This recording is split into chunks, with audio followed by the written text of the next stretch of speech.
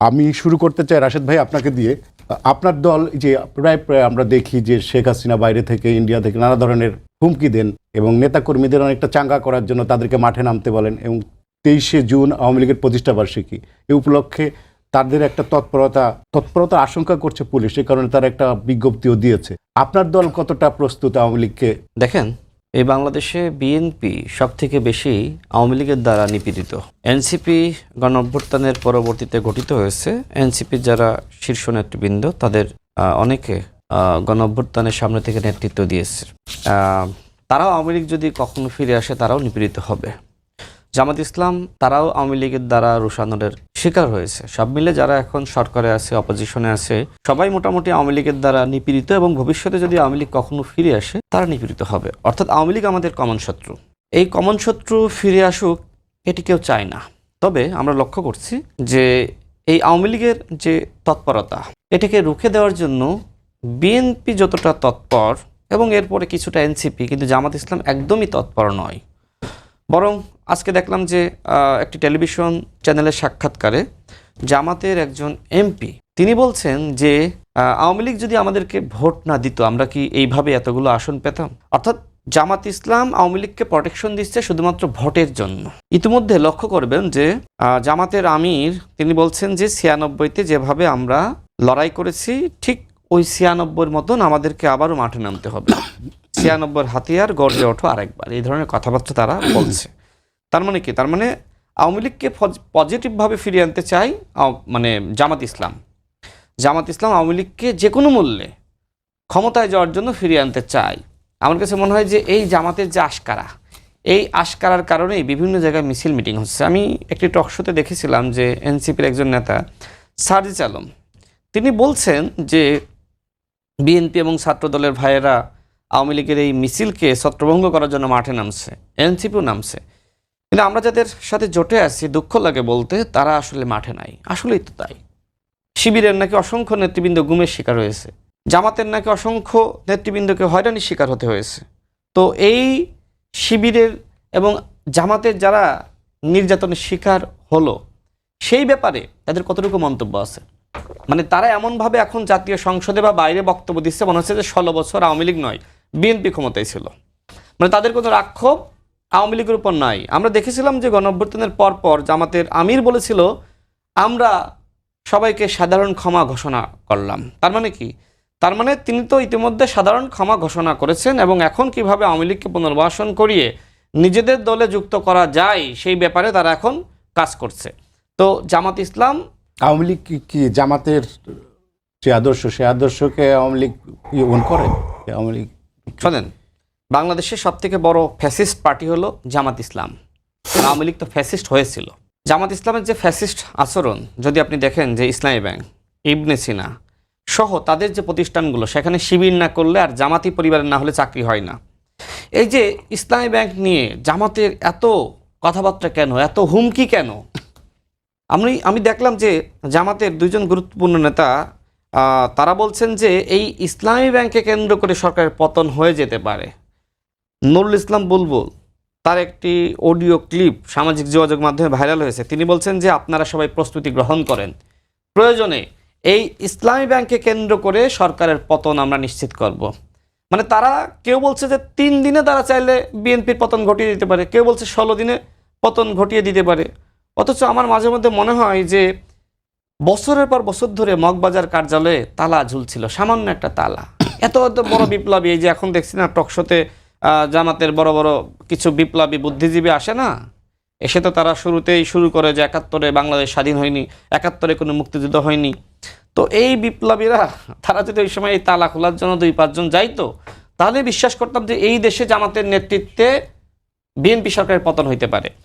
নাহিদ ইসলাম একটা ভালো কথা তিনি জামাতের জোটে যাওয়ার আগে বলে গিয়েছিলেন যে এদেশের মানুষ জামাতের নেতৃত্বকে গ্রহণ করবে না। এই নাসিরউদ্দিন পাটোয়ারি, এখন আমরাও সমালোচনা করি, সে কিন্তু ওই সময় জামাতের সমালোচনা করেছিল যে জামাত কোনো সংস্কার চায় না, জামাত ভণ্ডামি করছে। নাসিরউদ্দিন পাটোয়ারি বলেছিল যে জামাত স্বাধীনতা, সার্বভৌমত্ব এবং মানচিত্রের জন্য হুমকি। আমিও তাই মনে করি।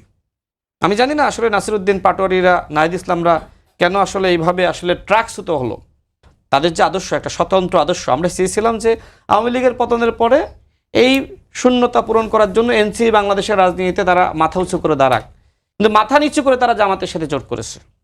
মানে ওই যে জামাতের সেক্রেটারি জেনারেল বলেছিল না যে বাপের থেকে বেশি বাইরো না, আমার মনে হয় যে ওই সেক্রেটারি জেনারেলের কথা নাহিদ ইসলাম শুনে এখন বাপের থেকে বেশি আসলে আর বাড়তে চায়নি। কারণ আমরা দেখেছি ছাত্র সংসদে কিভাবে আব্দুল কাদের 9 দফার ঘোষক এই ছেলেটিকে কিভাবে হারিয়ে দিল, কে? সাদিক কায়েম। চিনতেন আপনি? সে গণঅভ্যুত্থানের সময় নাকি সালমান নামে সে বিভিন্ন জন নাকি তাকে চিনত। ছদ্মবেশ ধারণ করে গণঅভ্যুত্থানে হ্যাঁ কিছুটা ভূমিকা রেখেছে, কিন্তু আব্দুল কাদেরের মতন জীবন বাজি রেখে লড়াই তো করে নাই। শেখ হাসিনা যদি বাংলাদেশে টিকে যেত তাহলে এই সালমানকে কে খুঁজে পাইতো না? পাইতো? কারণ ছদ্মবেশ ধারণ করেছিল। কিন্তু এই আব্দুল কাদেরের ফাঁসি হইতো, আমাদেরকে ফাঁসি হইতো। আর আমরা তো লড়াইটা শুরু করেছিলাম 18 সাল থেকে, তাই না? আমাদের সাথে আমাদের বন্ধু সাহেব আছে, সেও আমাদের সাথে ছিল। তো এই লড়াইয়ে আজকে দেখেন যে মানে সাহেব এমপি হতে পারে নাই, রাশেদ খান এমপি হতে পারে নাই, আজকে কারা এমপি হয়েছে?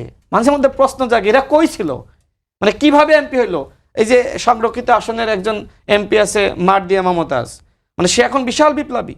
সে আমাদেরকে বলে মানে বিভিন্ন শিক্ষা দেয়, হ্যাঁ, যে আমি গণ অধিকার পরিষদ বিলুপ্ত করে বিএনপিতে গিয়েছি। অথচ এই বিপ্লবীরা কোথায় ছিল আওয়ামী লীগের সময়? একটা বিপ্লবীকে দেখান তো মাঠে ছিল। জামাতের যারা এমপি হয়েছে এর ভিতর 80% এদেরকে আমরা কখনো মাঠে দেখি নাই। আর জামাতের সংরক্ষিত নারী আসনের যারা এমপি হয়েছে এদেরকে আমরা 0% মাঠে দেখি নাই।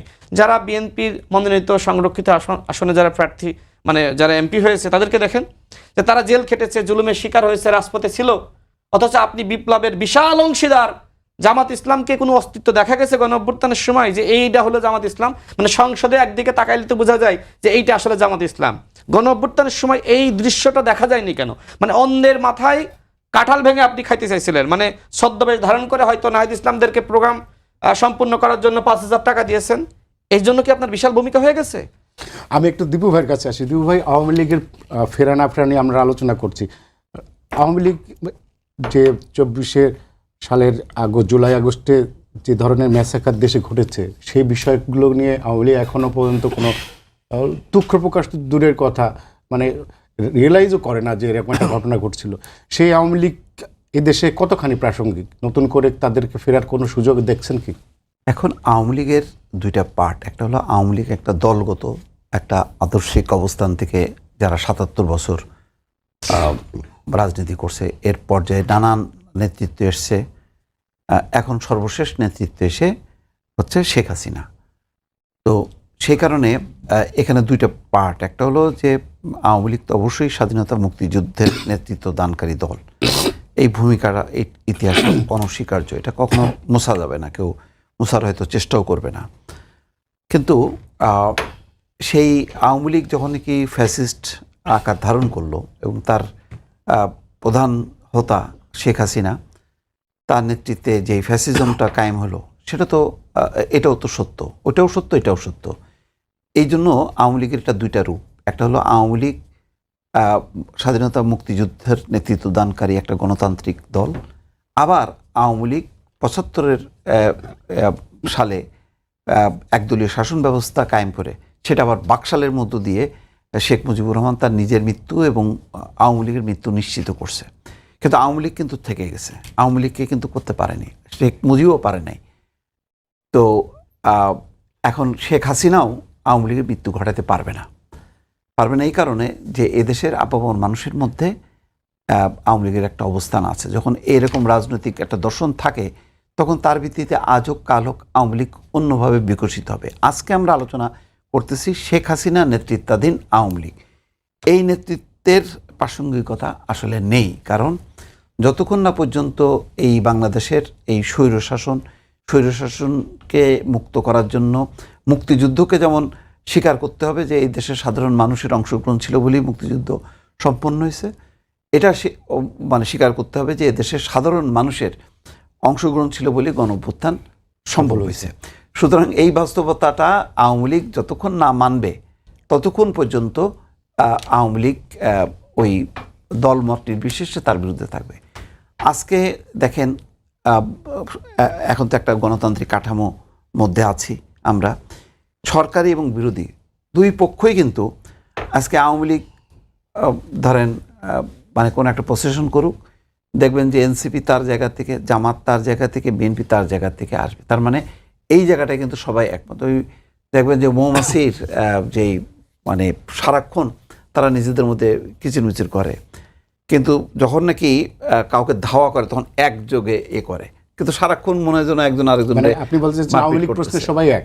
আওয়ামী লীগ প্রশ্নে এখন অবস্থিত এক, কিন্তু তার মানে এই না যে আওয়ামী লীগের অস্তিত্ব বিনাশ হয়ে যাক, ওইটা আমি চিন্তা করব না এই কারণে আমি মনে করি না যে আওয়ামী লীগের প্রকৃতপক্ষে প্রতিনিধিত্ব করে শেখ হাসিনা, আওয়ামী লীগের প্রকৃতপক্ষে প্রতিনিধিত্ব করে শেখ মুজিবুর রহমান, এমনকি তার বাবাও না।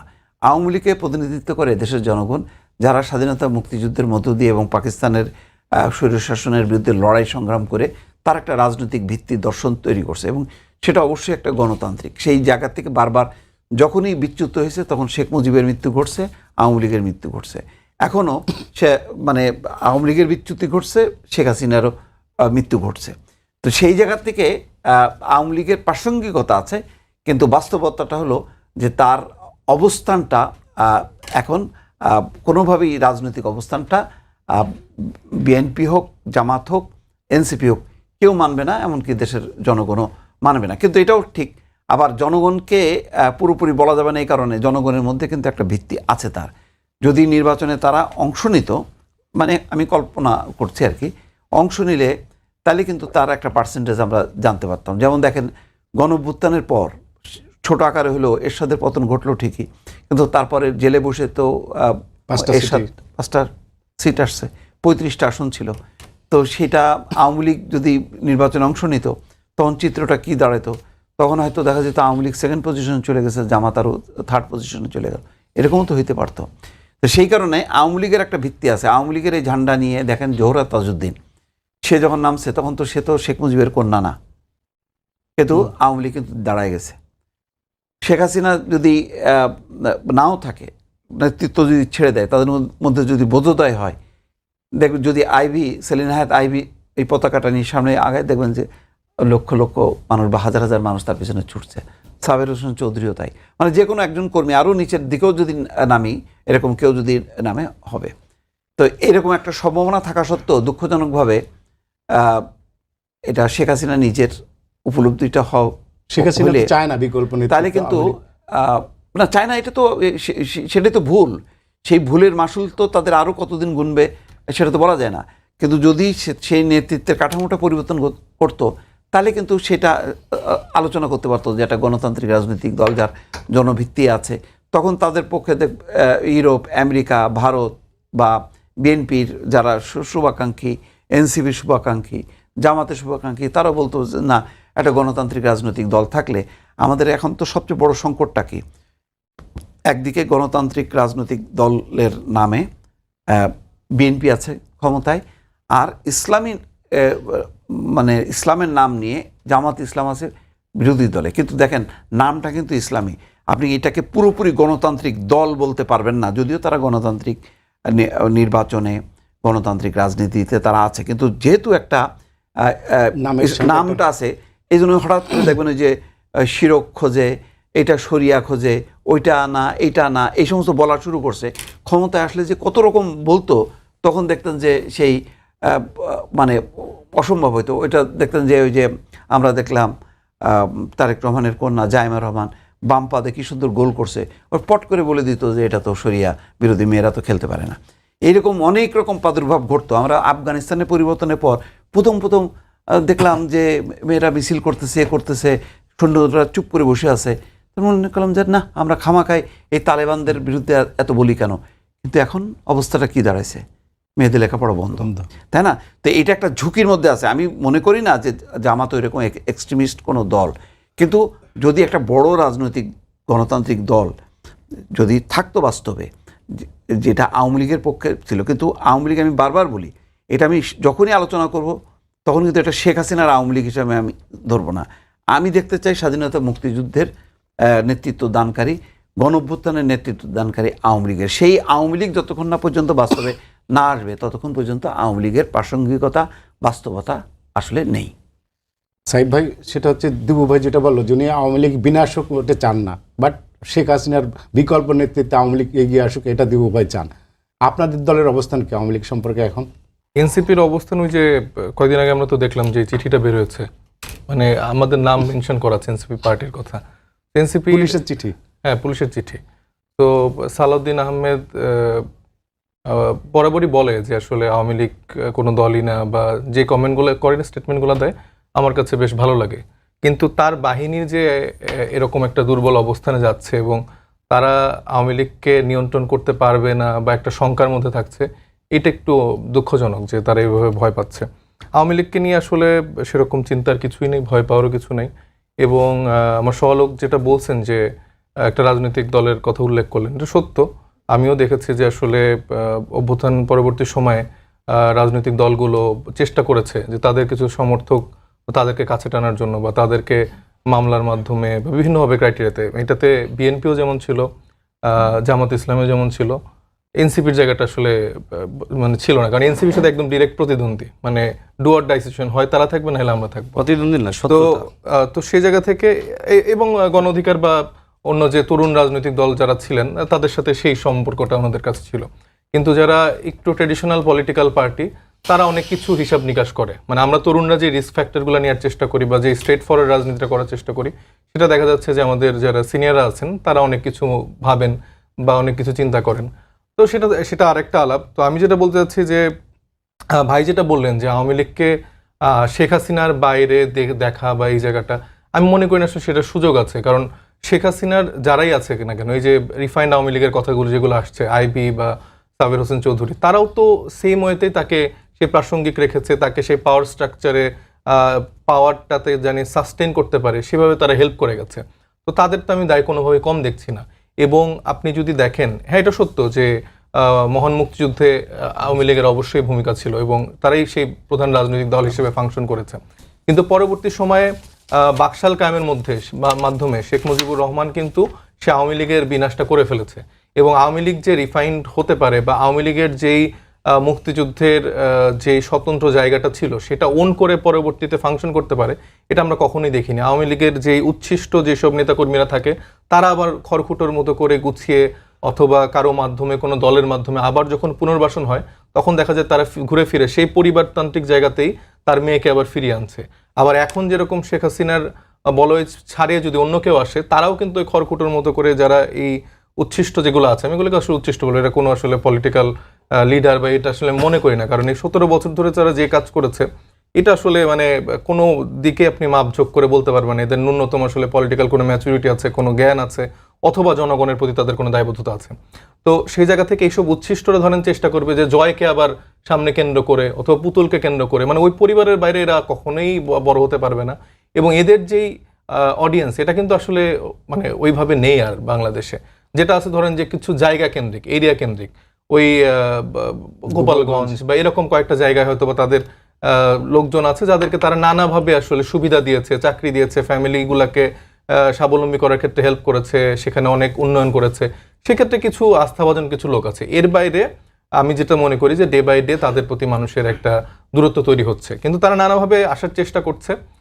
আমরা দেখলাম যে গতকালকে সম্ভবত আমাদের যে সনাতনী ধর্মাবলম্বী ভাই বোনেরা আছে তাদের মাধ্যমে আমার মনে হচ্ছে তারা আবার একটু ভর করে ফেরার চেষ্টা করছে। আবার দেখা যাচ্ছে যে মাঝে মধ্যে আনসার হয়ে ফেরার চেষ্টা করে, এরকম নানাভাবে ফেরার কিন্তু চেষ্টা করে। কিন্তু আমি যেটা মনে করি যে তারা যদি আসতেই চায় সেক্ষেত্রে তো আসলে এত রাগ ঢাক না রেখে আমি মনে করি যে ওয়েলকাম করা উচিত। এবং শুভেন্দু ওয়েলকাম কি করা উচিত, মানে কাদের ওয়েলকাম? আওয়ামী লীগকে? হ্যাঁ, কারা করবে? আপনারা? আমরা সবাই মিলে করতে চাই। যে শুভেন্দু বারবার বলছে না যে বাংলাদেশি নাগরিক সে পাঠিয়ে দিতে চায়, পুশব্যাক, এই যে তারা করতে চাচ্ছে, আমি মনে করি এটা আওয়ামী লীগ দিয়ে তো শুরু করতে পারে। শুভেন্দ্রকে পুশিং করা, মানে সে সহ তার যে দিদি মানে আমাদের শেখ হাসিনা, সে সহ আমার মনে হয় যে বাংলাদেশে আসুক, আমরা সব দল মিলে বিএনপি, এনসিপি, জামাত সবাই মিলে তাদেরকে আমরা গ্রহণ করে নেই। তাদেরকে যেভাবে আদর আপ্যায়ন করা যায়, আওয়ামী লীগের যেসব উচ্ছিষ্ট নেতাকর্মী যারা এখন বাংলাদেশের মানুষের টাকায় সেখানে আরামায়েশের ভোগ বিলাসের জীবনযাপন করছে, আমরা তাদেরকে ফিরিয়ে এনে তাদের যেই প্রতিষ্ঠা বার্ষিকী সেটা আমরা একসাথে উদযাপন করব। তো আমি মনে করি যে যারা আওয়ামী লীগের ভাই বোনেরা আছেন আপনারা আসেন, আপনাদের সাথে দেখা হবে। রাশিদ ভাই, কিছুদিন আগে তথ্য উপদেষ্টা ডক্টর জাহিদুর রহমান বলেছেন যে আওয়ামী লীগের কেউ যদি স্থানীয় সরকার নির্বাচনে অংশ নিতে পারে শর্ত সাপেক্ষে তারা আসতে পারে। এটা কি তাদেরকে রাজনীতিতে ফেরানোর কোনো ধরনের ইঙ্গিত কিনা, কি মনে করেন? তথ্য উপদেষ্টা যে কথা বলেছে, এ ধরনের বক্তব্য বিএনপির আর কোনো নেতার মুখ থেকে আমি আসলে শুনি নাই। তিনি হয়তো বড় একটি বক্তব্য দিয়েছেন, আমরা ক্ষুদ্র একটি হেডলাইন দেখেছি, এবং এইটাতে আমি আসলে কনক্লুশন টানতে চাই না যে আসলে বিএনপি আওয়ামী লীগকে ফিরিয়ে আনতে চায়। আজকে স্বরাষ্ট্রমন্ত্রী যে কথা বলেছেন যে আওয়ামী লীগ একটি মাফিয়া পার্টি, এবং তাদের মাফিয়াতন্ত্র আমরা আন্তর্জাতিক গণমাধ্যমে দেখেছি, আল জাজিরা তারা বিশ্লেষণ করেছে। সর্বশেষ জাতিসংঘ স্পষ্টভাবে উল্লেখ করেছে যে বাংলাদেশে আওয়ামী লীগ তারা মানবাধিকার লঙ্ঘন করেছে, তারা হত্যাযজ্ঞ চালিয়েছে এবং 1400-র অধিক মানুষকে হত্যা করেছে। অর্থাৎ আন্তর্জাতিকভাবেই এখন মাফিয়া সংগঠন হলো আওয়ামী লীগ। সুতরাং এই মাফিয়া সংগঠন এত সহজে ফিরবে এটা আমি আসলে বিশ্বাস করি না। যেটা আমাদের ভাই বলছিলেন, দেখেন শেখ হাসিনা আওয়ামী লীগের মৃত্যু ঘটাতে পারবে না, মানে এটা আসলে আমার কাছে বিশ্বাসযোগ্য মনে হয় না। মানে কি ওই সময়কার বাস্তবতা আমি একটু বিশ্লেষণ করি। ওই সময়কার বাস্তবতা ভিন্ন রকম ছিল। ওই সময় সবার হাতে হাতে মোবাইল ছিল না, মানে এইভাবে আসলে রেকর্ডিং হতো না, তথ্য প্রমাণ থাকতো না। দেখবেন ৭১-এর পরে শেখ মুজিব যে গণহত্যা চালিয়েছে এটার কোনো ডকুমেন্টেশন নাই, আমরা দেখি না, কেউ দেখাইতে পারে না, মুখে মুখে শুনি, কিন্তু এইটার ডকুমেন্টেশন জাতিসংঘে রয়েছে, ৭১-এরটা নাই। সুতরাং এটা আসলে খুব কঠিন। এবার ৭২ মানে ৭৫ সালের প্রাক মানে ৭১-এর পরে, হ্যাঁ ৭১-এর পরে যে সময়টা ওই সময়কার ওইটা আসলে ডকুমেন্টেশন নাই। তো এই জন্যই বলি যে এইবার আসলে আর ফিরে আসা কঠিন।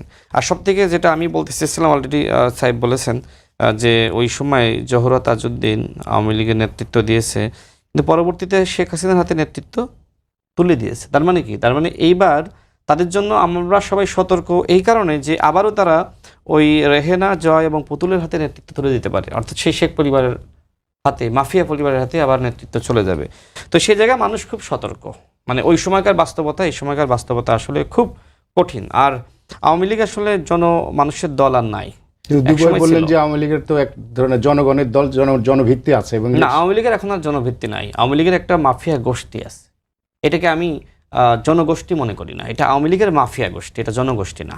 এবং যারা 16 বছর লুটপাট করেছে, চাঁদাবাজি করেছে, গুম খুনের সাথে সম্পৃক্ত, এদেরকে আপনি জনগণ বলবেন? এদেরকে অপরাধী বলতে হবে। অর্থাৎ আওয়ামী লীগের একটা অপরাধী গোষ্ঠী আছে, আওয়ামী লীগের পক্ষে কোনো জনগণ নাই। জনগণ মানে কি?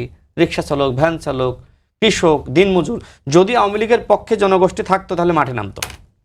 দেখেন, আমি এর আগে বলেছি, আজকেও বলি, শেখ হাসিনা বলল না যে মাথা উঁচু করে বাংলাদেশে ফিরব।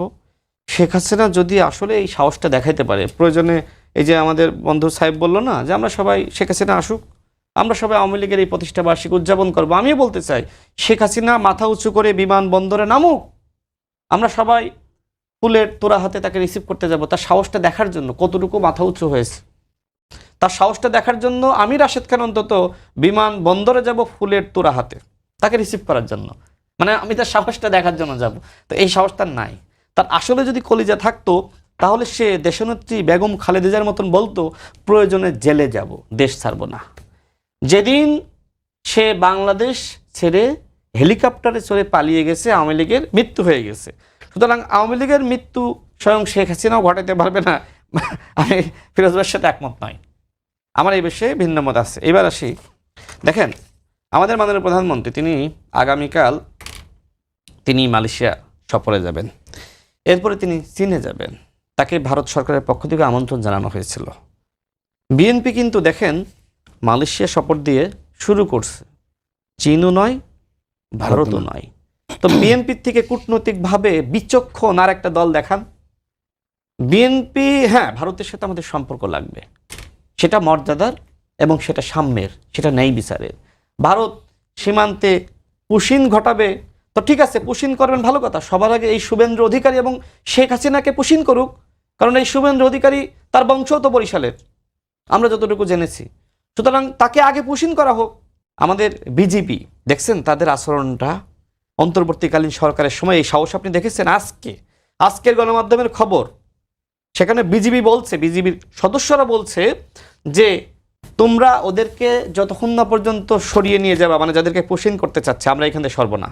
তোমরা গুলি চালাইলে আমরাও গুলি চালাবো। এর আগে কি বলেছিল? তোমরা আমাদেরকে মারবা, আমরা কি চুরি ভরে বসে থাকবো? তো বিএনপি ক্ষমতায় আসলেই বর্ডার গার্ড সাহস ফিরে পায়। বিএনপি কখনোই আওয়ামী লীগের মতন ভারতের সাথে স্বামী স্ত্রীর সম্পর্ক তৈরি করবে না, রাখি বন্ধনের সম্পর্ক তৈরি করবে না। যদি করতো, আমি দেখলাম যে এনসিপির নেতা নাসিরউদ্দিন পাটোয়ারি সে প্রতিদিন সমাবেশে বক্তব্য দিয়ে মানে একটা বয়ান এস্টাবলিশ করতে চাচ্ছে যে বিএনপি মুজিববাদের দিকে ধাবিত হচ্ছে। মানে এইটা কোনো কথা হইল? মানে আওয়ামী লীগের সাথে বিএনপির সম্পর্কটা কি? শেখ মুজিবের সাথে বিএনপির সম্পর্কটা কি? যেখানে বিএনপি শহীদ প্রেসিডেন্ট জিয়াউর রহমানের যে জাতীয়তাবাদের আদর্শ সেটাকে ধারণ করে, আর মুজিববাদী আদর্শ মানে কি? ফ্যাসিস্ট আদর্শ। যেখানে সার্জিস আলম বলল যে বিএনপি এবং ছাত্রদলের ভাইদেরকে ধন্যবাদ জানায় যে তারা আওয়ামী লীগের এই মিছিলগুলো ছত্রভঙ্গ করার জন্য তারা তৎপর, এনসিপি তৎপর। এবং ওই যে পুলিশের যে একটা আপনার প্রজ্ঞাপন দেখলাম, সেটি আমি পুলিশের কাছ থেকে জানার চেষ্টা করেছি এটা সত্য নাকি মিথ্যা। আমি যতটুকু তথ্য পেলাম আমাকে বললো এটা সত্য। তা আমি তাকে বললাম যে এইভাবে কি একটা দলের নাম মেনশন করে দেওয়া উচিত? তা আমার কাছে মনে হয় যে পুলিশের মধ্যে একটি অংশ আছে যারা সরকারকে বিব্রত করতে চায়। যেখানে স্বরাষ্ট্রমন্ত্রী বলছে যে আপনার আওয়ামী লীগ একটা মাফিয়া পার্টি, সেখানে আপনি মানে শুধুমাত্র এনসিপি আর বৈষম্যবিরোধী ছাত্র আন্দোলনের নাম লিখছেন। কেন লিখতে হবে নাম? বরং এই দেশের যারা জনগণ তারাই তো প্রতিহত করবে। গণঅভ্যুত্থানের সময় আমরা দেখি নাই যে কিভাবে জনগণ আওয়ামী লীগকে প্রতিহত করেছে। এটা কি বিএনপির নেতৃত্ব হয়েছে, না এনসিপির নেতৃত্ব হয়েছে, নাকি জামাত ইসলামের নেতৃত্ব হয়েছে? জনগণের নেতৃত্বে গণঅভ্যুত্থান সংগঠিত হয়েছে। সুতরাং আওয়ামী লীগ মাঠে নামলে, মহাখালীতে দেখেন নাই বাস স্ট্যান্ডে কি ঘটনা ঘটেছে? সেখানে কি আপনার বিএনপির লোকজন বসেছিল, জামাতের লোকজন বসেছিল, এনসিপির লোকজন বসেছিল? বিশাল মানে প্রায় 100-150 জন হবে।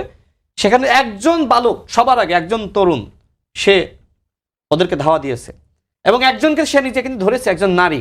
সে নারী আবার দেখেন না আদর করছে এইভাবে, মানে মুখে আদর করছে, মনে হচ্ছে সুমাও খাবে। কিন্তু এই ছেলে কি ছেড়ে দিয়েছে? একজন এবং আরেকজনকে ধরা হয়েছে, এটা জনগণ ধরেছে।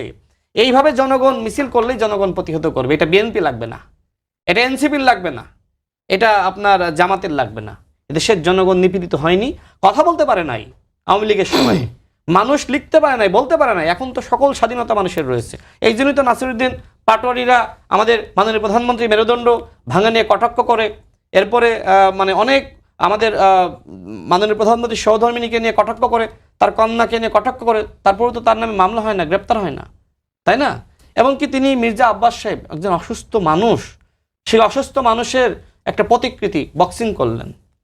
মানে এই যে আচরণ, কথাবার্তাগুলো করার পরেও কিন্তু বিএনপি অ্যাগ্রেসিভ না, বিএনপি যথেষ্ট সহনশীল আচরণ করছে। দেখেন নাই যে একজন ওই 11 দলীয় জোটের এমপি হানজালা নাম, বিশাল পাগড়ি পরে, মানে দেখে মনে হয় যে কি দেবতা, মানে না, তিনি সম্ভবত মাদারীপুরে। আজকে কি করেছে দেখেছেন? বিএনপির একজন নেতাকে কি ভাষায় হুমকি দিয়েছে। এর আগে বলেছিল যে আমি খোঁচাখুচি করেন না, আমি হানজালা, চাইলে না চাইলে বিএনপি দেশে রাজনীতি করতে পারবে না। মানে কত বড় টাউট দেখেন, মাথায় পাগড়ি। আজকে সে বিএনপির নেতার লোকে কি ধরনের টক্করবাজি করলো। মানে বিএনপি কতটা ধৈর্যশীল আমি এতটুকু বলতে চাই যে যদি রাজনৈতিক এই সংকট বা এই মানে সমস্যা যেগুলো আমরা দেখছি এইগুলো না থাকতো, তাহলে ওই বিএনপির নেতা কিন্তু হানজালা এমপির কানের নিচে একদম 5টা থাপ্পড় মেরে দিত। বিএনপি সহ্য করতেছে তো, অনেক কথাবার্তা বলা হচ্ছে না, বিএনপিকে বলা হচ্ছে মুজিববাদের দিকে ধাবিত হচ্ছে। বিএনপি সহ্য করতেছে না। বিএনপি কি আসলে মুজিববাদের দিকে যাবে? মানে আওয়ামী লীগ ফিরে আসলে কি বিএনপি নেতাদেরকে আদর করবে? আওয়ামী লীগ বিএনপি কি আওয়ামী লীগকে মানে করছে না? জি, আওয়ামী লীগকে পৃষ্ঠপোষকতা দিচ্ছে না। নেভার। বিএনপি কখনোই আওয়ামী লীগকে পৃষ্ঠপোষকতা দেয় না।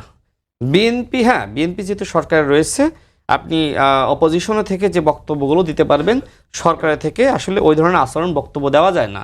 এনসিপি তাদের জায়গা থেকে আওয়ামী লীগের ব্যাপারে যে ধরনের সোচ্চার ভূমিকা রাখছে, 11 দলীয় জোটের যারা নেতৃত্ব রয়েছে, জামাত ইসলাম কি সেই সোচ্চার ভূমিকা রাখছে? এখন দেখেন তাদের একজন এমপি বলেছেন আজকে তাদের একজন এমপি বলেছে যে আওয়ামী লীগের লোকজন আমাদেরকে ভোট না দিলে কি আমরা এত আসন পাই? তার মানে কি? তার মানে বিএনপির প্রবলেমটা হলো যে এখন যদি মানে ওই 16 বছর আওয়ামী লীগ যা যা করেছে ওইটা যদি সব কিছু এখন একসাথে মানে আওয়ামী লীগের ওই বিচারটা বিএনপি করতে যায়, তাহলে ওর সহানুভূতিটা নিবে হচ্ছে জামাত ইসলাম এবং বলবে দেখো যে তোমাদের সাথে কিন্তু আমরা আছি। আমি এক জেলা পর্যায়ের একজন আমিরের সাথে কথা বলেছিলাম গণঅভ্যুত্থানের পরপর, তো সে আমাকে বলছে যে মানে আওয়ামী লীগের নেতাকর্মীরা এখন আমাদেরকে চাই। আপনি দেখেন না ইসলামী আন্দোলন বাংলাদেশের যিনি আমির, তিনি কি বক্তব্য দিয়েছেন? তিনি বলেছেন যে জামাত ইসলাম আমাদের সাথে প্রতারণা করেছে। কিভাবে? আমরা এই জোটটা গঠন করলাম এবং আমরা বললাম যে আমরা শরিয়া আইন কায়েম করব, আমাদের ইসলামিক ভোটগুলো একটা বক্সে যাবে, অথচ পরবর্তীতে তারা যে সময় ওই ছাত্র সংসদ নির্বাচনে একের পর এক জিততে থাকলো, তাদের আত্মবিশ্বাস বেড়ে গেল যে আমরা বুঝি ক্ষমতায় চলে গিয়েছি। অনলাইনে এমনভাবে জরিপ করিয়েছিল, না তারা ইলেকশন মানে এমনভাবে হাইপ তৈরি করেছিল যে জামাত ইসলাম ক্ষমতায় চলে যাচ্ছে, এই জন্য বিভ্রান্ত হয়ে এনসিপি কিন্তু জামাত ইসলামের সাথে গিয়েছে যে জামাত ইসলাম ক্ষমতায় চলে যাচ্ছে। এনসিপি তো এত কথা বলার পরে যে ৭১-এর দায় আসে তাদের সাথে যাব না, এত কথা বলার পরেও তো আসলে এনসিপি তাদের সাথে যাওয়ার কথা না। স্বাধীনতা, সার্বভৌমত্ব বিরোধী শক্তি, মানচিত্র বিরোধী শক্তি, মানে আমরা এখন যে কথাগুলো বলছি এগুলো তো এনসিপি বলে গিয়েছে। এনসিপির কাছ থেকে এই কথাগুলো আমরা শিখেছি। ইলেকশনের আগে জোট গঠন করেছিল, মনে করেছিল জামাত ক্ষমতায় যাচ্ছে। এক্স্যাক্টলি, এনসিপি ওই যে এমনভাবে হাইপ তৈরি করলো এবং ছাত্র সংসদ নির্বাচনে জিতলো, এনসিপি মনে করলো জামাত তো ক্ষমতায় চলে যাচ্ছে, সুতরাং আমরা জামাতের সাথে যাই। তো আমি আরও যে বিষয়টা বলি, যেটা সাহেব ইতিমধ্যে বলেছে, দেখেন আমি অবাক হয়ে গেলাম যে সনাতন ধর্মের মানে অল্প সংখ্যক, এটা খুবই সামান্য সংখ্যক, আমি সবাইকে এই জন্য বলতে চান না, খুবই সামান্য সংখ্যক মানুষ তারা কিন্তু শাহবাগে সম্ভবত তারা একটি সমাবেশ করেছে এবং সেখানকার একজন যে নারী, সনাতন ধর্মের নারী, তিনি সম্ভবত আইনজীবীও, চৈতালি তার নাম, তিনি বলছেন যে 17 বছর আমরা স্বর্গে ছিলাম। আলাদা রাজ্য করতে চাচ্ছে। হ্যাঁ, 17 বছর আমরা স্বর্গে ছিলাম, আমরা আমাদের সনাতন ধর্মের যারা আছে তাদেরকে নিয়ে আলাদা আর একটা প্রদেশ গঠন করতে চাই। তাহলে আপনারা যেহেতু আওয়ামী লীগের সময় স্বর্গে ছিলেন, আপনাদের স্বর্গরানী এই শেখ হাসিনাকে বলেন নাই কেন যে একটা প্রদেশ করে দিতে? এখন এসে আপনারা প্রদেশ করার স্বপ্ন দেখছেন, এইটাকে শুধুমাত্র আমি তার বক্তব্য হিসেবে দেখছি না, এইটার ভিতরে গভীর একটা চক্রান্ত এবং ষড়যন্ত্র রয়েছে। আগামীকাল মাননীয় প্রধানমন্ত্রী মালয়েশিয়ায় যাবেন, চীনে যাবেন, এই ঘটনাকে কেন্দ্র করে তিনি যতদিন চীনে থাকবেন আমার কাছে মনে হয় এই সফরে, ততদিন বাংলাদেশে চক্রান্ত এবং ষড়যন্ত্র হবে। এই জন্য আমি বিএনপি, জামাত ইসলাম বা এনসিপি নেতৃবৃন্দ বা বাংলাদেশের জনগণের কাছে আমি অনুরোধ করব, আপনারা মন্দির পাহারা দেন, আজ থেকে মন্দির পাহারা দেওয়া শুরু করেন, মসজিদ পাহারা দেওয়া শুরু করেন। আমাদের এই ধর্মীয় যে জায়গাগুলো রয়েছে এইটাকে কেন্দ্র করে এক ধরনের চক্রান্ত হতে পারে, আমাদের হিন্দু জনগোষ্ঠীকে খেপিয়ে তোলার জন্য বিভিন্ন মন্দিরে হামলা হইতে পারে। মানে আমি কেন বলছি, অনেকে বলে যে আসলে বিএনপি ভারতের সাথে সম্পর্ক করেই নাকি ক্ষমতা এসেছে। না, বিএনপি জনগণের সাথে সম্পর্ক করে ক্ষমতা এসেছে। আর ভারতের দ্বারা বিএনপি কতটুকু নিপীড়িত হয়েছে আমরা জানি। বিএনপি যাতে ক্ষমতায় না আসতে পারে এই জন্য আমরা দেখেছি প্রণব মুখার্জির বইতে সে নিজেই কিন্তু লিখে দিয়ে গেছে যে আওয়ামী লীগকে কিভাবে ক্ষমতায় আনা হয়েছিল। আজকে এত আগ্রাসন আর নিপীড়নের শিকার হওয়ার পরেও সেই আওয়ামী লীগকে এবং ভারতের সাথে হাত মেলাবে বিএনপি, এইটা যারা বলে যে বিএনপি মুজিববাদের সৈনিক, আমার কাছে মনে হয় ওরাই মুজিববাদের সৈনিক হতে চায়। দিবু ভাই, স্থানীয় সরকার নির্বাচনে আওয়ামী লীগের অংশগ্রহণের একটা সুযোগ আমরা দেখছি, যেহেতু কোনো দলের প্রতীকে হচ্ছে না, তো সেক্ষেত্রে আপনি কি মনে করেন এই সুযোগটা আওয়ামী লীগ নেতা কর্মীরা নিতে পারে? হ্যাঁ, এটা তো যেহেতু মানে দলীয় ব্যানারে হচ্ছে না, সবাই ব্যক্তি বিশেষের ফলে এখানে দলের বাইরের লোকজন সবাই অংশ নেবে এবং সেখানে আওয়ামী লীগ মানে সমর্থক যারা তারাও নেবে, যেহেতু তাদের মামলা মোকদ্দমা তার সবার নামে নেই। তো ফলে আমার ধারণা যে তাদের এটা একটা বড় সুযোগ এবং সেই সুযোগটা নেবে। তবে ঠিক দলগতভাবে তারা এই সুযোগটা নেবে নাকি লোকালি, তো প্রত্যেকেরই তো আবার এক্সিস্টেন্সের ব্যাপার থাকে, মানে প্রভাব প্রতিপত্তি, নিজের নিরাপত্তা বা একটা কি বলে প্রভাব বলয়, সেইগুলি বিবেচনা করে হয়তো অংশ নেবে। এটা যেমন বিএনপিরও একাধিক প্রার্থী থাকবে, তেমনি আওয়ামী লীগের একাধিক প্রার্থী থাকবে। জামাত যেহেতু নিয়ন্ত্রিত ক্যাডারভিত্তিক দল, তারা হয়তো একক প্রার্থী দেবে। তো এখানে আসলে ওই অর্থে রাজনৈতিক নির্বাচন না, কিন্তু তারপরেও যেহেতু এখন একজন ব্যক্তি যদি সে ধরেন যুবলীগের একেবারে মানে তৃতীয় বা চতুর্থ সারির একজন সদস্য বা সমর্থক, সেও যদি নির্বাচন করে যেতে, তখন বলা হবে যে আওয়ামী লীগ জিতছে।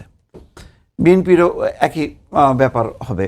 তো আলটিমেটলি যেহেতু মানে আমরা প্রত্যেকেই কোনো না কোনোভাবে ধরেন একটা দল দিয়ে আমরা বিবেচনা করি, সেই অর্থে কিন্তু আর সেটা নির্দলীয় ভিত্তিতে নির্বাচন হলেও শেষ পর্যন্ত যখন নাকি ফলাফল আসবে, তখন অমুক ইউনিয়নের অমুক ইউপি চেয়ারম্যান, ব্র্যাকেটে লেখা থাকবে আওয়ামী লীগ সমর্থিত, বিএনপি সমর্থিত, জামাত সমর্থিত, এইভাবে একটা ব্র্যান্ডিং হবে। তো এটা ভালো, এবং আমি মনে করি যে দলীয় ভিত্তিতে না হয়ে স্থানীয় সরকারের নির্বাচনটা অরাজনৈতিক নির্দলীয় ভিত্তিতে হচ্ছে। এতে বিভিন্ন দলের বিভিন্ন ছোটোখাটো দলও জনপ্রিয় নেতারা নির্বাচিত হয়ে আসবে, কিন্তু দলীয়ভাবে হলে তখন অন্য কোনো দলের আর স্কোপ থাকে না। তো সেই কারণে আমি মনে করি যে এটা মানে আওয়ামী লীগেরও যারা নির্বাচিত হবেন, তখন যেহেতু নির্বাচিত হবার পর তখন তার একটা নিরাপত্তাটাও একটু বাড়বে, যেহেতু সে জনপ্রতিনিধি, ফলে সে একটা সেফ এবং সিকিউর জায়গায় থাকবেন। তো এটা ভালো। আমার ধারণা যে এটা ঠিক মানে আওয়ামী লীগ এর মাধ্যমে যে পুনর্বাসিত হবে বা ফিরে আসবে, এটা মনে করার কোনো কারণ নাই। কারণ লোকাল নির্বাচনের এইভাবে ইউনিয়ন পরিষদের চেয়ারম্যান, মেয়র টেয়র, এরা আসলে ওইভাবে দলকে রিপ্রেজেন্ট করে না। আপনি দেখেন ওই যে পশ্চিমবঙ্গে দেখেন যত তৃণমূলের মেয়র কাউন্সিলর ছিল সবাই রিজাইন করছে, কারণ দেখতেছে যে যেহেতু তাদের গায়ে তৃণমূলের মানে ছাপ আছে, আর যেভাবে বিজেপি নির্যাতন করা শুরু করছে, তো এখানে তারা তাদের দায়িত্ব পালন করতে পারবে না। সে কারণে তারা মানে দল চেঞ্জ করছে। এখানেও বিষয়টা আবার উল্টো হবে, যদি একটা মানে যুবলীগের বা ছাত্রলীগের একটা তৃতীয় শ্রেণীর কেউ যদি মানে জিতে আসে, তাহলে দুইটা ঘটতে পারে। একটা হলো যে তার নিরাপত্তাটা একটু নিশ্চিত হবে এক অর্থে, অন্য অর্থে আবার সে টার্গেটেড হবে। ফলে দেখা যাবে যে আওয়ামী লীগের যাদের একটু গায়ে গন্ধ আছে, তারাও আর ভয়ে মানে বিএনপি আর জামাতের ভয়ে তারা নির্বাচন করবে না, সেটাও ঘটতে পারে। তো সেটা ঘটলে আবার কিন্তু খারাপ অর্থে এই যে লোকাল নির্বাচনে মানুষ কি চায়, মানুষ চায় তার এলাকার সত্যিকার অর্থে তাদের সঙ্গে যে তাদের মধ্যে যারা জনপ্রিয়, মানুষের জন্য যারা কাজ করবে তারা নির্বাচিত হোক। সে বিএনপি হোক, জামাত হোক, এনসিপি হোক, আওয়ামী লীগ হোক, এটা তার কিন্তু হেডেক না। তার হেডেক হচ্ছে মানুষটা। তো সেই মানুষের এটা ভালো মানুষ, ভালো মানুষটা আওয়ামী লীগের মধ্যে ভালো মানুষ নাই এই মুহূর্তে, সুতরাং তারা নির্বাচন সমর্থক একযোগে যদি 10 বা 20% আমি ধরি, সবাইকে খারাপ লোক বলতে আমি চাই না আর কি। আওয়ামী লীগের সবাই খারাপ। আচ্ছা ঠিক আছে, এটা যার যার মতের আর কি, আমি আমার মতটা বললাম আর কি। তো সেই রকম সমর্থক যদি কেউ জিতেও যায়, তাহলে সেটা ভালো। আর যদি এটা তার নিরাপত্তাটা এনশিওর করে, তো সব মিলে আমি মনে করি যে লোকাল নির্বাচনের মধ্য দিয়ে একটা আসবে। তবে এখানে বিএনপি হয়তো একটু বেকায়দায় থাকবে, কারণ বিএনপির সবাই এখন চাইবে যে একটা পথ থাকলেই সে তার ভাগ্যটা খুলবে। ফলে এখানে অনেক জনের কাড়াকাড়ির ফাঁকে জামাত এখানে একটা সুবিধাজনক অবস্থানে চলে যাবে। সাহেব মুস্তাফিজ, আমি একটু প্রধানমন্ত্রীর বিদেশ সফর নিয়ে কথা বলি। মানে ভারত, চীন না, মালয়েশিয়া দিয়ে তিনি শুরু করলেন। এই যে কিন্তু অনেকেই মনে করছিল ইন্ডিয়া, কেউ মনে করছিল চায়না।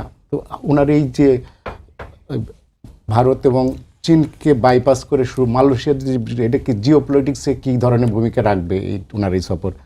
এটা মানে এক অর্থে ভালো, মানে এটা অ্যাপ্রিসিয়েট করা উচিত। কিন্তু এটা ধরেন আমাদেরকে সবাইকে একটা দেখানোর একটা জায়গা যে আচ্ছা আমি কিন্তু প্রথমে ভারত গেলাম না, আমি কিন্তু প্রথমে চীন গেলাম না। তো এটা অ্যাকচুয়ালি মানে কিছুদিন পরই জিনিসগুলো আরও খোলাসা হবে যে আসলে আমরা কোন দিকে যাচ্ছি। অবশ্যই আমি মনে করি যে ভারত বলেন, চীন বলেন, প্রত্যেকটা দেশের সাথে আমাদের একটা সুসম্পর্ক প্রয়োজন, ইনক্লুডিং পাকিস্তান, ইউএসএ, সবার সাথেই প্রয়োজন। আমাদের সমতার ভিত্তিতে, আমাদের দেশের স্বার্থের ইন্টারেস্টের জায়গা থেকে সেই জায়গাটা যেন হয়। এবং আমি এক্সপেক্ট করব যে আমাদের যিনি প্রধানমন্ত্রী আছেন তিনি এক্ষেত্রে একটা সাবলীল লিডারশিপ দেখাবেন। এবং কূটনৈতিক জায়গা থেকে বিগত সময়ে বাংলাদেশ আসলে আমি মনে করি পুরোপুরি সবসময় ফেইল করেছে এবং সবসময় কোনো না কোনো দেশের প্রতি তাদের একটা নির্ভরশীলতা দেখিয়েছে। তো আমি চাই যে জুলাই পরবর্তী সময়ে, এখন তো আসলে আমাদের কমন ইন্টারেস্ট কিন্তু একটা সবার ক্ষেত্রে সবারই আছে, মানে সবগুলো পলিটিক্যাল পার্টির, যে বাংলাদেশের স্বার্থটা সবার আগে। তো আমার মনে হয় এই ক্ষেত্রে উনি যদি সঠিক ভূমিকাটা রাখে, আপনি দেখবেন যখন সংসদে বাংলাদেশের জন্য কোনো একটা কথা আসে, যেরকম এই বেনজিরের গ্রেফতার কথা, সবাই কিন্তু খুশি হয়েছে।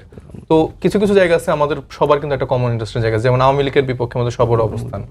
আবার এটাও সত্য যে ধরেন বিএনপির কিছু দায়িত্বশীল উপদেষ্টা বা মন্ত্রী, এদের মুখ থেকে যখন আবার এরকম কিছু কিছু স্টেটমেন্ট আসছে যে আওয়ামী লীগকে সুযোগ পাবে বা এই আওয়ামী লীগ সেই আওয়ামী লীগ, সেটাও আবার ধরেন আবার একটু ভিন্ন দিকে ইন্ডিকেট করে। তো আমি মনে করি যে দায়িত্বশীল জায়গা থেকে কিছু জায়গার লোক কিছু রকম মন্তব্য করতে পারে, কিন্তু সামষ্টিকভাবে বিএনপি যেন আওয়ামী লীগকে কোনো রকম ছাড় দেয়, কারণ 17 বছর ধরে যে সাফার বিএনপি করেছে এটা অন্য কোনো রাজনৈতিক দলের ক্ষেত্রে আসলে বলা যাবে না, কারণ তারা আসলে সেই জায়গা থেকে সে কাজ করে গেছে বা সেই জায়গা থেকে আওয়ামী লীগ তাদেরকে সব থেকে বেশি নিষ্পেষিত করেছে। আবার বিএনপির মানে আমার সমালোচক যেটা বললো যে মুজিববাদী আদর্শ, বা আমি মনে করি হয়তোবা যেটা বোঝানোর এসছে সেটা হচ্ছে যে বিএনপি মূলত আবার একটা ফ্যাসিবাদ কাঠামোর দিকে হয়তোবা যাচ্ছে, কারণ যেই পরিবর্তনগুলোর কথা বা যেই পরিবর্তনগুলোর জন্য আসলে দীর্ঘদিন মানে আমার সমালোচকও লড়াই করেছেন, আমাদের অন্যান্য যতগুলো পার্টি আছে সবাই ঐক্যমত্য কমিশনে কিন্তু একটা লড়াই করেছেন, এবং একমত ধরে নিলাম যে বিএনপি নোট অফ ডিসেন্ট ওয়ালা বিষয়গুলো, কারণ তারা তো এটাকে পুরোপুরি মানে বুড়ো আঙুল দেখিয়ে দিয়েছে যে তারা আসলে জনগণের যে গণরায় সেটাকে আসলে তারা উড়িয়ে দেওয়ার পরও তারপর আমি তাদের কিছু জায়গা থেকে আস্থা রাখার ক্ষেত্রে ধরেন তাদের 31 দফার যেই জায়গাটা আমি বিশ্বাস করেছিলাম তারা 31 দফা নিয়ে কাজ করবে, সেখানে আমি দেখতে পেয়েছি যে 5টি দফা তাদের অলরেডি ভায়োলেট হয়েছে। আবার যেই ইস্যুগুলোতে বিএনপি একমত হয়েছে, যেগুলোতে নোট অফ ডিসেন্ট নেই, সেগুলো আমি দেখেছি যে পাশ কাটিয়ে যাচ্ছে। যেই মানে অধ্যাদেশগুলো, গুম অধ্যাদেশ, মানবাধিকার অধ্যাদেশ, এগুলো পাশ কাটিয়ে আমরা দেখতে পাচ্ছি যে সাইবার সুরক্ষা আইন আরও শক্তিশালী করা হচ্ছে। এখানে মীর শাহ আলমের যে এলজিআরডি প্রতিমন্ত্রী, তার ব্যাপারে গত 3-4 দিন ধরে অনেক আলোচনা সমালোচনা হচ্ছে। তিনি দেখা যাচ্ছে তার পুত্রের নামে হচ্ছে যে উপজেলা করা, তার মেয়ে কাজে তার কি বলে তার ভাইয়ের মেয়ের নামে সম্ভবত স্বর্ণগ্রাম, তার নিজের নামে। তা আমরা ফান করে বলতেছি যে বগুড়ার নাম পরিবর্তন করে মিরাগুড়া এরকম কিছু একটা রাখা হোক। তো এইটা ফান করার টাইমে আমরা দেখলাম যে নেত্র নিউজ থেকে একটা নিউজ বেরিয়েছে, এবং সেখানে মানে আমরা নিজেই খুবই অবাক হয়ে গেছি যে এই 3 থেকে 4 মাসের মধ্যে যদি আমাদের সব থেকে পাওয়ারফুল মন্ত্রী আমাদের সালাউদ্দিন আহমেদ, উনি বলেছেন যে সব থেকে পাওয়ারফুল প্রতিমন্ত্রী হচ্ছেন মীর শাহ আলম, তো উনার যেই আমলনামা এবং এই 3 মাসের মধ্যে সে যে পরিমাণ কাজ, প্রায় 91% কাজ হচ্ছে তার এলাকায় করেছে, এবং সেকেন্ডে যে তার সাথে মানে রেশিও অনেক পার্থক্য, মানে 90%-এর উপরে পার্থক্য তাদের এই থোক বরাদ্দের ক্ষেত্রে। এবং দেখা গেছে যে প্রত্যেকটা কাজের বরাদ্দতে 70% তার ছেলের নামে যেই কনস্ট্রাকশনের যে কোম্পানি আছে তারা পাচ্ছে, আবার বাকি 30% এলাকার কিছু প্রভাবশালী বিএনপি নেতারা পাচ্ছে। তো এইভাবে ধরেন যে বিএনপি যেই কাজগুলো করছে, আপনি একটা মন্ত্রীর আমলনামা দেখলে বুঝবেন, এবং কোনো পরিবর্তন ছাড়া ঠিক সেম স্ট্রাকচারে ফিরে যাচ্ছে। আবার মীর শাহ আলমকে নিয়ে স্থানীয় যেই সাংবাদিকরা প্রতিবেদন করেছে, সম্ভবত নাম হচ্ছে দৈনিক অগ্রযাত্রার প্রতিদিন, সেখানের ভারপ্রাপ্ত সম্পাদক সহ সাংবাদিকদের গ্রেফতার করা হয়েছে। তো এইটা তো আপনারা, আমি আপনাকে চিনি, আমি ভাইকে চিনি, আপনারা দীর্ঘ 17 বছর ধরে এটার জন্য কিন্তু লড়াই করেছেন যে আপনারা যে মুক্ত চিন্তা, যে গঠনমূলক সমালোচনা বা যে সত্যটা, সেটা আপনারা প্রচার করতে চান, যেটা আওয়ামী লীগ সরকার করতে দেয়নি। তো আবার তো বিএনপি সরকার এই মীর শাহ আলমের মতো এরকম লোকজন আবার দেখা যাচ্ছে যে এই সত্য সংবাদ প্রকাশ করার জন্য তাদেরকে তুলে নিয়ে যাচ্ছে। তো এটা আপনারাই জাজ করেন যে আসলে বিএনপি কোন দিকে যাচ্ছে। আমরা চাই না যে বিএনপি সেদিকটায় যায়। বিএনপি আবার ফ্যাসিবাদের মোড়কে আরেকটা আমি সরি আমি আসবো আপনার কাছে। আচ্ছা, ফ্যাসিবাদের মোড়কে ঢুকে যাচ্ছে, এবং আচ্ছা, এখন তারা যেহেতু অপোজিশনে আছে, তারা তো আসলে বলবেই। তারা তো একসময় জামাত ইসলামকে নিয়েও বলেছে যে জামাত ইসলাম ফ্যাসিস্ট পার্টি, স্বাধীনতা সার্বভৌমত্ব বিরোধী। সুতরাং এখন জামাতের সাথে গিয়েছে, এখন তো বিএনপির বিরুদ্ধে না বললে তাদের পলিটিক্স থাকে না। আমি আজকে একটা ভিডিও শুনছিলাম, আমি সম্ভবত সাহেবকেও হোয়াটসঅ্যাপে পাঠিয়েছি। সেখানে জামাতের এমপি শফিকুল ইসলাম মাসুদ বলছে যে আমরা সংসদে যাই করি না কেন আমরা আবার এক। মানে আমি বুঝলাম না আসলে, যেখানে মানে এক বলতে বোঝাচ্ছে যে সংসদে আমরা যারা আছি আমরা সবাই এক। মানে আমি আসলে এই জিনিসটা আসলে বুঝলাম না যে জামাত ইসলামকে আসলেই কার্যকর বিরোধী দল হতে চায় না, নাকি আসলে বিরোধী দলের নেতৃত্ব দিতে চায় না, কোনটা? নাকি আসলে ওই এলাকার মানুষকে, যারা আসলে ওই এলাকার অন্যান্য বিএনপি নেতৃবৃন্দ আছে, তাদেরকে বিভ্রান্ত করা যে তোমরা আমাদের সাথে আসো, আমাদের সাথে মিলেমিশে থাকো, কারণ আমরা এক। মানে এই ধরনের মানে এক ধরনের প্রতারণামূলক রাজনীতি তো জামাত ইসলাম করে, তাই না? এই যে শফিকুল ইসলাম মাসুদ সাহেব, তিনি তার বউয়ের নামে 2.5 কোটি টাকা বিনা জামানতে ইসলামী ব্যাংক থেকে ঋণ নিয়েছেন। সাংবাদিক তাকে প্রশ্ন করছে যে এইটা তো আপনার এলাকার অনেকে কমেন্ট করে জানালো। তিনি বলছেন যে এটা আসলে চরিত্র হনন করার জন্য। মানে সে বলছে যে আমার স্ত্রী একজন চিকিৎসক, এই টাকা কোনো ব্যাপার? বাংলাদেশে কোনো একটা ব্যাংক দেখাতে পারবেন যে বিনা জামানতে ঋণ দেয়?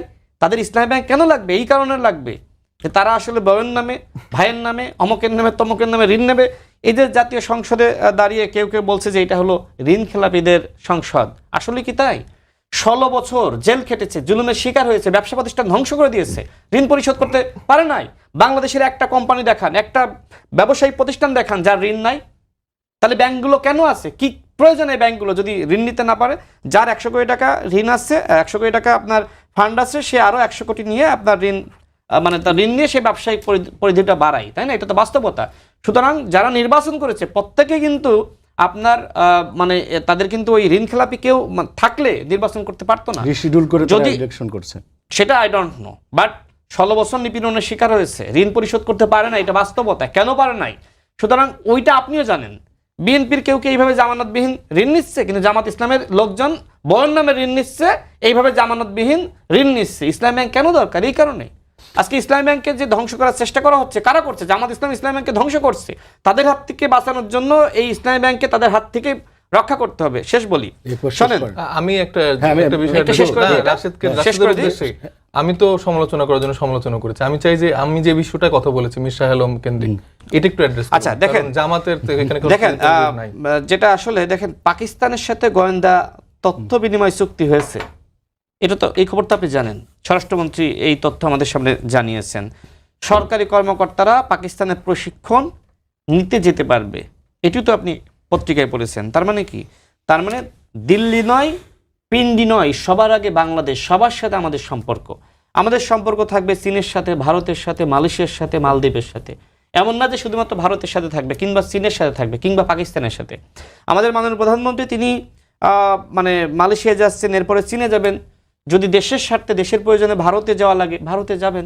ভারত আমাদের প্রতিবেশী রাষ্ট্র, তাদের সাথে কি আপনি যুদ্ধ লাগাবেন? অন্তর্বর্তীকালীন সরকারের একজন তথ্য উপদেষ্টা মাহফুজ আলম ভারতের সাথে যুদ্ধ লাগাতে চেয়েছিল। আমরা বলেছিলাম না, যুদ্ধ নয়, সাম্যতার ভিত্তিতে আমরা সম্পর্ক চাই, আমাদের যেখানে মর্যাদা থাকবে।